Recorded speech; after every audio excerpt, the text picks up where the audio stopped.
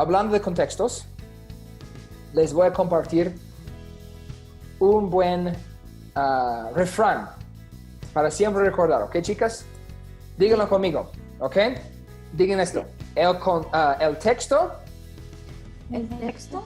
Sin su contexto. Sin su contexto. Solo es tu pretexto. Solo es tu pretexto.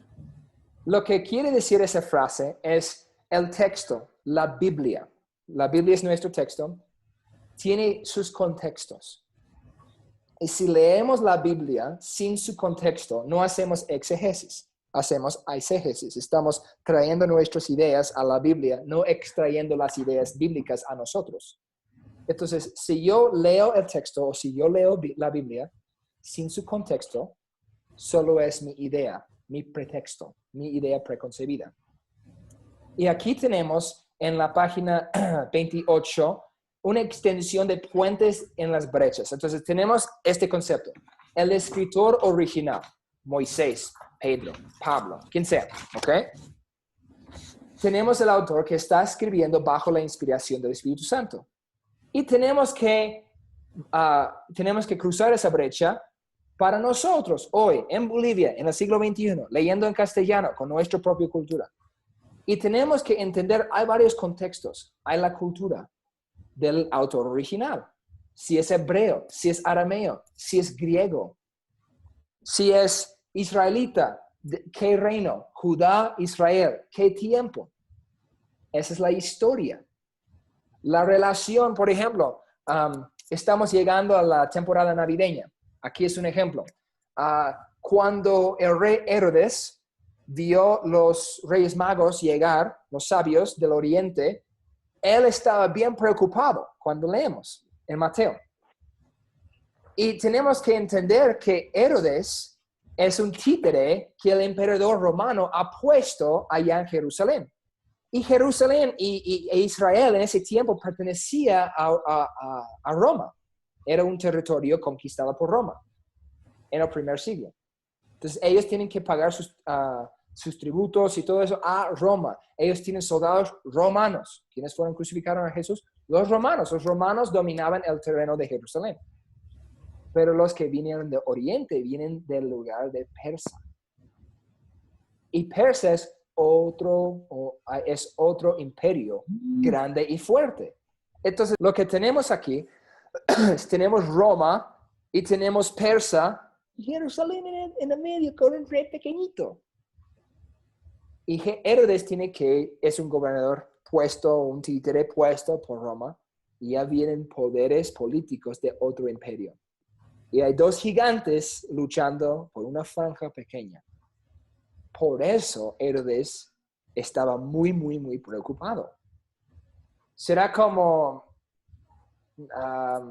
una isla pequeña en el Pacífico, y Rusia y los Estados Unidos están luchando por ese lugar.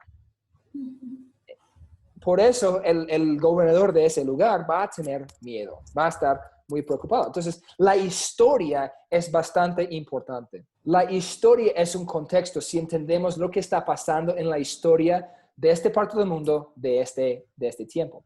El tiempo también, el primer siglo, ¿cómo era en ese tiempo? ¿Qué tecnología tenían? Hablamos de vino, por ejemplo. Hay gente que dice, no, tomar vino está mal. Bueno, la Biblia dice, emborracharse está mal. Entonces, hay algo, por ejemplo, si entendemos el tiempo, antes del siglo XIII, los que enseñan viticulturalismo, que es el arte de hacer vino, ellos van a enseñar en la historia, antes del siglo XVI, era imposible crear vino con mayor porcentaje de alcohol. Eso significa, para poder emborracharse en el tiempo bíblico, tenías que ser un glotón también. Tenías que tomar litros y litros de vino para poder emborracharse.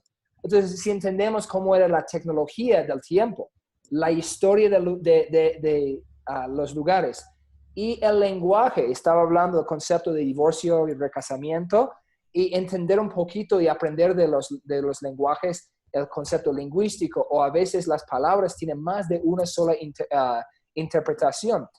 Continuando a la lección 2, en la página 39, algo que quería destacar aquí de esta lección es el concepto de la definición de la palabra que se encuentra, la iluminación. La iluminación es la obra divina en el corazón del creyente que lo ayuda a comprender la Biblia y aplicarla a su vida, a su propia vida. En el último párrafo de la página dice, la obra de iluminación del corazón es principalmente de recepción más que percepción. Es cierto que uno debe orar para entender las escrituras en forma más correcta, pero uno también debe ser preparado por el Espíritu Santo para responder cuando Él nos convence del pecado, prejuicio, indiferencia y duda, como un primer paso hacia el entendimiento más profundo. Nosotros no somos académicos leyendo un libro, un texto académico. Sí, podemos ser académicos. La academia no está mal. Pero tampoco somos gente ciega que dice, el Espíritu me va a revelar todo. Bueno, tienes que tener buena hermenéutica también, buenos principios de interpretación. Pero tenemos que encontrar un equilibrio. Un concepto muy fácil para esto, que se encuentra en la Biblia, en ejemplos bíblicos, es Nicodemo. En Juan 3 tenemos el pasaje más famoso tal vez de toda la Biblia, cuando Jesús está leyendo Juan 3:16, de tal manera Dios amó al mundo que ha dado a su Hijo unigénito para que todo aquel que cree en Él no se pierda, mas tenga vida eterna. La conversación antes de eso con Nicodemo es el maestro de Israel. Es como el mero de los PhD. Es un doctor en filosofía, en teología. Y Jesús casi le burla un poquito porque le dice, mire, y tú eres el maestro de Israel y no entiendes estas cosas. El concepto es que Nicodemo estaba como un sacerdote, como un fariseo, estaba intentando interpretar el Antiguo Testamento, pero solo en un concepto académico. Nosotros tenemos que dejar que el Espíritu Santo nos ilumine. Eso significa que nos abra la mente, que nos abra el corazón, no que nos dé nueva revelación. Ya tenemos la revelación en la Biblia, pero que nos abre para entender a lo más profundo que sea posible. ¿Me explico? Sí. Ok. La diferencia es así. Me encanta este pasaje. Objetivo 2.4, página 40. Dice, obviamente cualquier obra intenta que el Espíritu Santo realiza en el corazón de un intérprete pasa a través de la regía mental personal, o sea, la malla que tiene allá. De ese lector y de esta forma está destinada a ser alterada al menos en parte por sus prejuicios. Entonces, esto es como nuestro prejuicio. Yo siempre me han enseñado esto. Yo no creo en lenguas porque mi pastor me dijo que si hablas en lenguas eres lleno de demonios. Eso es un prejuicio. Yo no creo que puedes ser casado, recasado después del divorcio. Es un prejuicio. Y aquí tengo un ejemplo. Yo tenía una persona que me dijo una vez, Jeremías, yo quiero que prediques a mis jóvenes que las chicas no pueden llevar los jeans a culto, tienen que venir solo en vestidos o faldas. Y le dije, ¿por qué me dices esto, pastor? Y él me dijo, ¿por qué en Deuteronomio? Lo voy a leer. Deuteronomio 22:5 dice, no vestirá la mujer traje de hombre, ni el hombre vestirá ropa de mujer, o traje de hombre, perdón. No vestirá la mujer traje de hombre, ni el hombre vestirá ropa de mujer, porque abominación es a Jehová tu Dios cualquiera que esto hace. Entonces esa persona dijo, sí, ven, no pueden llevar los jeans porque son de hombre. Y digo, nuestra cultura hoy determina cómo se viste la mujer y el hombre. Y hay mujeres que llevan jeans y yo no las confundo como hombres. El concepto cultural de este pasaje son transvestitas, o sea, mujeres o hombres que están intentando pasarse por el sexo opuesto. Esto es abominación a Jehová tu Dios, no el concepto que una chica lleve jeans a un culto. Entonces, la idea es que tenemos aquí una regía, una malla, un prejuicio, una presuposición que nos estorbe a la iluminación de la palabra de Dios. ¿Me explico, hermanas? Sí. Ok.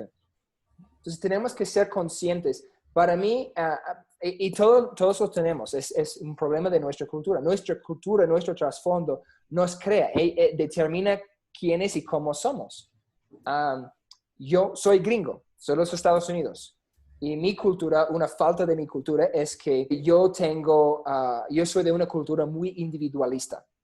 Y mi idioma inglés ya no tiene realmente en la versión moderna, la idea de la segunda persona plural. O sea, ustedes tienen la palabra ustedes o vosotros para hablar a un grupo de personas. En inglés, nosotros solo tenemos una palabra, you. You significa ustedes, significa vosotros, significa usted, significa tú, significa todo eso.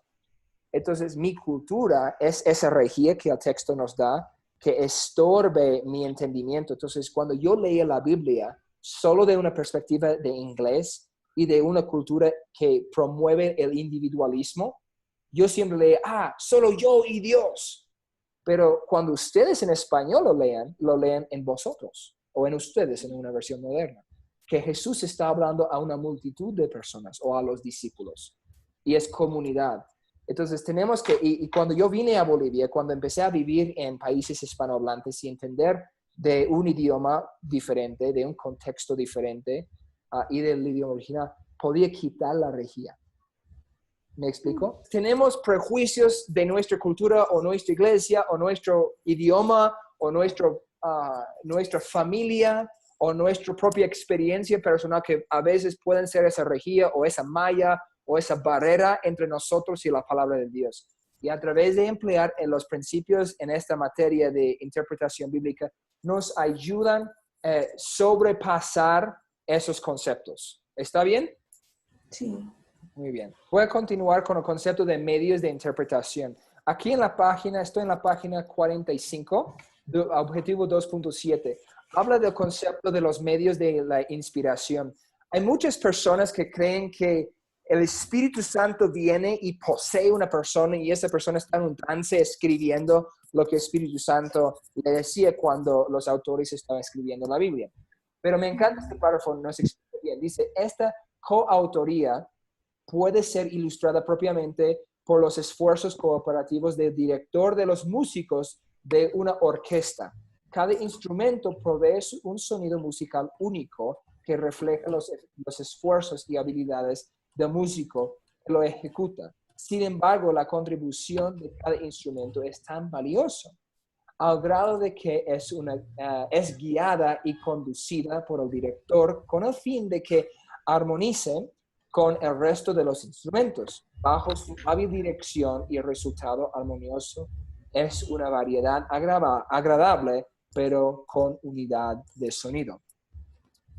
Si escuchas un conjunto de músicos, tienen un director con una orquesta, el Espíritu Santo es el director de los autores y los más o menos 40 autores de la Biblia son los músicos. Cada persona, cada autor está dirigiendo su propio pluma o está dictando su propio libro o carta o canción o cualquier género de literatura bajo sus propios pensamientos, su propia experiencia, su propio lenguaje. No es como yo, digamos, si estoy hablando, no voy a hablar en hebreo. No voy a decir, y tal dice Jehová su Dios. Pero voy a hablar de mi propio contexto. Soy gringo, español es mi segundo idioma. Voy a tener mi acento, voy a tener mis faltas de gramática.